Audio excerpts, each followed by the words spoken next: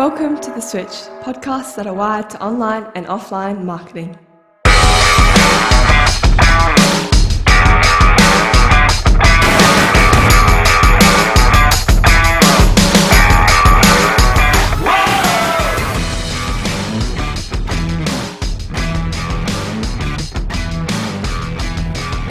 Welcome to The Switch, podcasts that are wired to branding offline and online. We have a really packed show here today, and we have a special guest in Rochelle. Hi, Rochelle. Hello. How are you doing? I'm great. A few days away from Christmas. I'm always happy. Few days away from Christmas. So 2 weeks ago was our last podcast, not too long. We had some controversial issues to talk about, Wayne. Yep. We're going to carry a little bit of that on. Cool. We're going to talk about some new trends. We're going to talk about, give you some education in the branding and marketing space.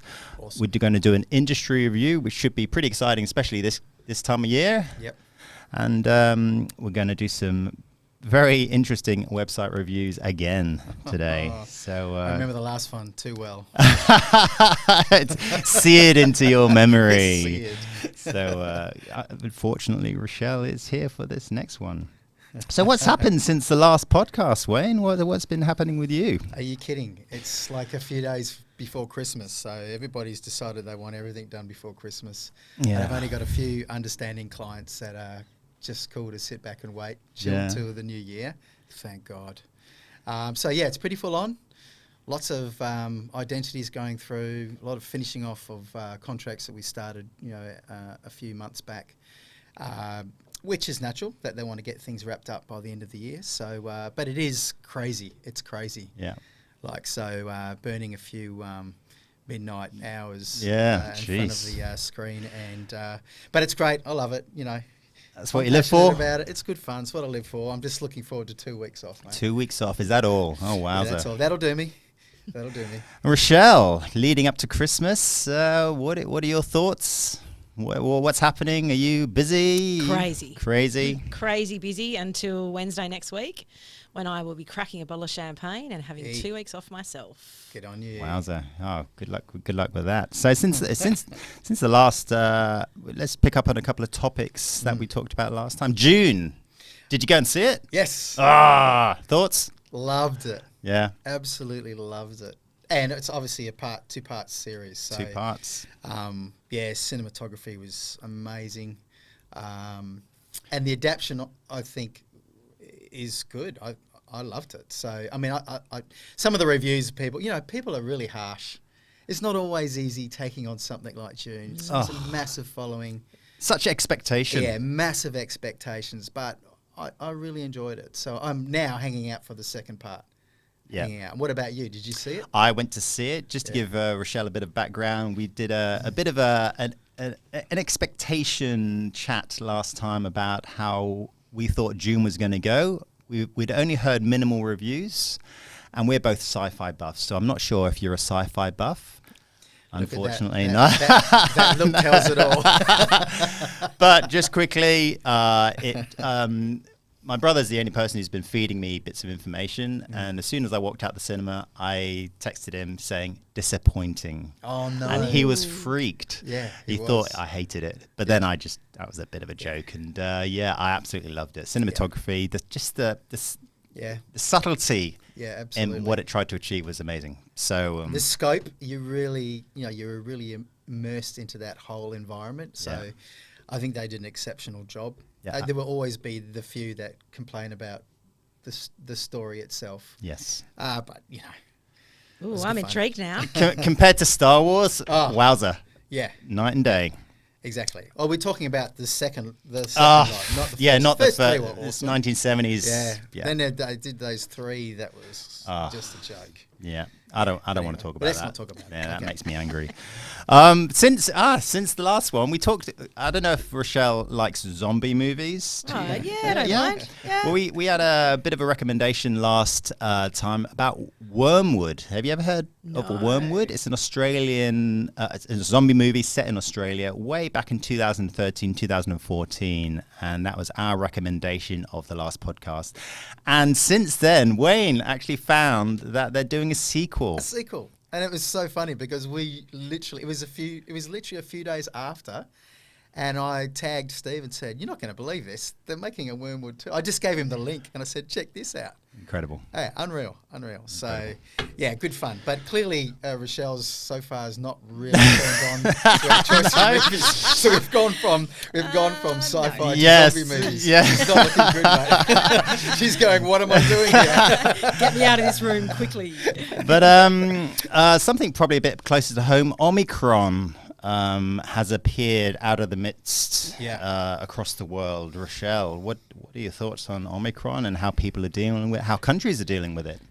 I think as long as we can keep, and a lot of people aren't going to like this comment, keep the borders shut, we'll be fine over here in WA. We'll be right. I think I heard there was 2 cases reported yesterday in Perth. Yeah. And I think it's going to be. It's going to be everywhere, whether you like it or not. We're just going to have to live with it. Absolutely. Wowza. Okay, 2 cases in Perth. 2 cases. I haven't heard about that at all. Me either. And I did check this morning in McGowan. Yeah. There's nothing on McGowan's page. I heard something on 96 FM. And I'm sure that's what they said. I could be wrong. Probably am, actually. Okay. Yeah. Okay. Moving We'll see how on. that pans out. Let's move on from Omicron. Let's cross our fingers, hope for the best. So the last time we came across, we were very educated on your opinion of what Facebook were doing. We started talking about outages. Yes. And I'm not sure if Rochelle is on top of what's happening with Facebook and the metaverse that Zuckerberg has quite nicely coined for himself. Yeah. Since then, we said we'd carry on the conversation around it. It's been very interesting. I think Zucky Boy's missed the mark. He might have missed, because I watched a really interesting podcast about the whole online experience and what he's trying to achieve. Essentially, I think he's just jumping on board because he sees the potential and the tie-up with crypto and NFTs and all that sort of stuff and this whole environment internally. But there's some massive players in the market that have been established for many years. Yes. The numbers are amazing for online gaming communities. We're talking immersive communities that are essentially a metaverse. And, Zuki wants to kind of control the whole thing, but he's way behind. Way too late. Yeah. I mean, 6 billion users are in that space, and there's 2.5 billion that are actively using accounts in that space and have been for years on some of the biggest games and the biggest engines. And so they've essentially already been working in this space and developing stuff behind the scenes. I think Mark has kind of he's missed it. He's jumped put on. in. He wants to get something of it, but I think he's essentially, dreaming. There's no way I think he's gonna essentially get a section of that.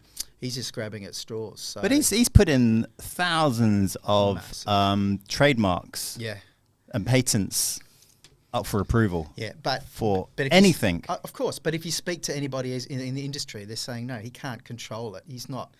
There literally could be 10,000 metaverses, so to speak. If you can imagine a world completely created, okay, and they're even talking about retina quality resolution.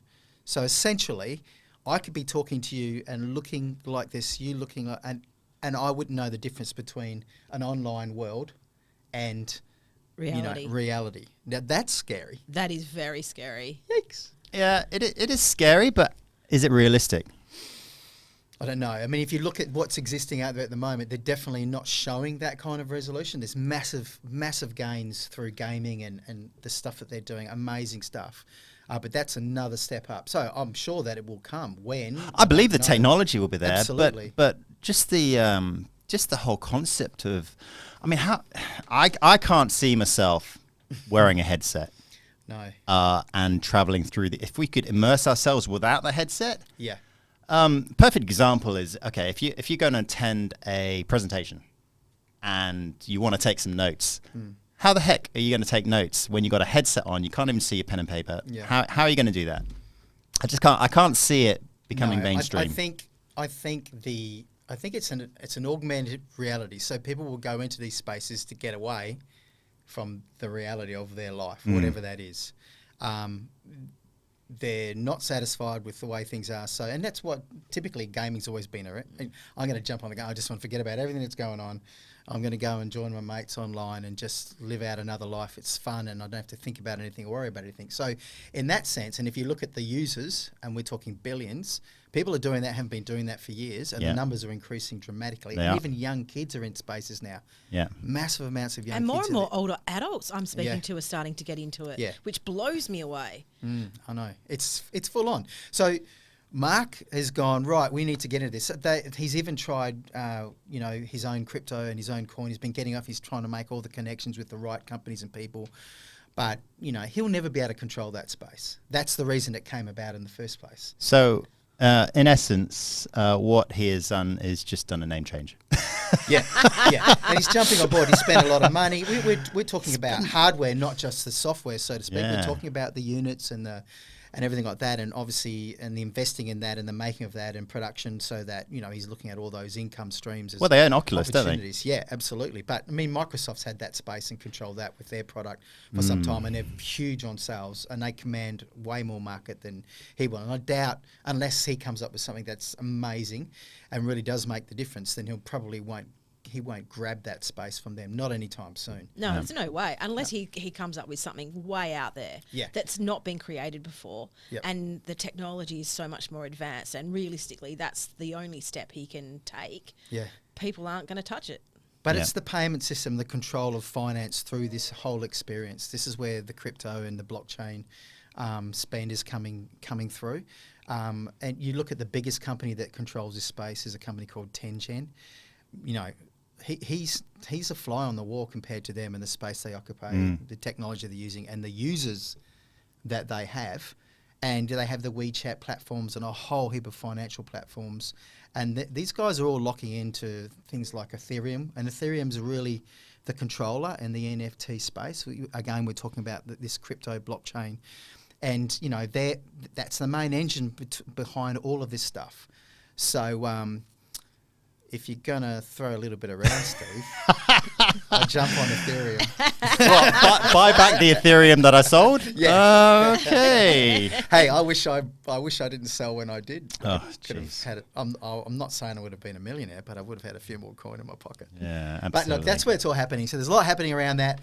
And Mark is playing around with it, but I just don't think what he's trying to achieve, I don't think is achievable with the numbers in the space already and the people that are already controlling that market. I'm not going to give that up easily. So good luck to him. But the augmented reality, I feel, is a big, massive space that a lot of people can play in, and not just the big guys. So again, I think we need to watch this space very carefully. It could change our lives massively, not only from a day-to-day lifestyle change. Everything's changing. Everything's changing. It could change the way we do finance and banking information and everything like that. Financial control. That's all going to change. It's coming back to the people, and that's one of the reasons why this whole scenario came about in the first place. Wow.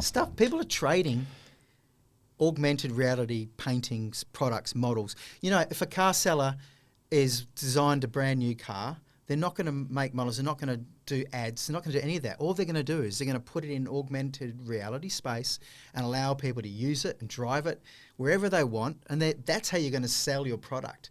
That's the new reality. So marketing is the traditional advertising and marketing is going to move into that platform quite dramatically. So it's a very interesting time. So may solve the environmental issues with carbon emissions, but it also might generate more due to crypto, eh? Yep. Yeah. Jeez, there's no games. There's no trade-off, is there? Okay. Thanks for that, Wayne. Thanks, Rochelle. And just so everybody knows, there's a disclaimer. I don't really know what I'm talking about.